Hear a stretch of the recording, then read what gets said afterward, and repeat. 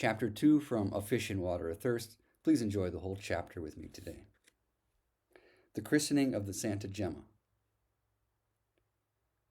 One of the other little crafts I built, the Santa Gemma, was only 8 feet long and weighed around 40 pounds.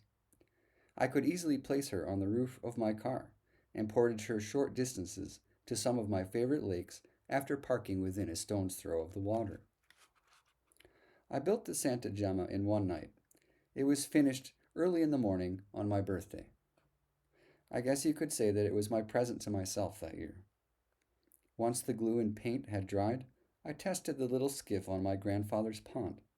I was truly happy with the results. The float was very stable, with no leaks. On the maiden voyage, I learned to stand up in the Gemma while I propelled myself with a kayak paddle. That kind of stability was a real boon, since it meant I would be able to make long casts while standing wherever I fished. A day or two later, I launched the Santa Gemma on a public lake, a protected bass fishery. No largemouth bass could be harvested from its waters, and so there were some monsters swimming around, though most of them were educated about the ways of anglers. Because the lake is rather small, no motors are allowed, and very few people want to try to carry a canoe or other light craft from the parking lot because it's a bit of a hike. The fishery is basically a shore fishery. My theory was that if I could get out away from the well-worn banks, I would be able to find some fish that were more naive. Fish that hadn't seen many lures or lines. I confidently launched the Gemma on the lake and began working my lure, a large brown tube jig, Texas rigged and weightless, near a fallen tree. Right away a big bass boiled at it. The next cast brought the fish out from under the tree again. This time it hit pretty hard for the coolness of the water on that early spring afternoon, and I connected. The fish fought long and deep, and I landed it standing up on the white boat deck. That heavy largemouth pulled me along for quite a while.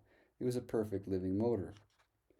I lipped the well-proportioned fish while reaching low over the gunwale. A quick estimate put it at 19 inches, a very respectable first fish for the Santa Gemma.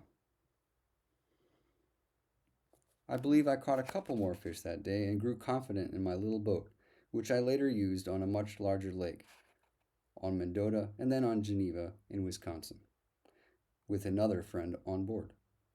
We must have looked a little bit funny to the locals in their sleek mahogany cruisers, and to the Chicagoland visitors feasting for an evening in Geneva's 3-story dinner yachts. But we managed to catch a few fish and ride out the wakes which those sophisticated pleasure boaters didn't mind sending our way.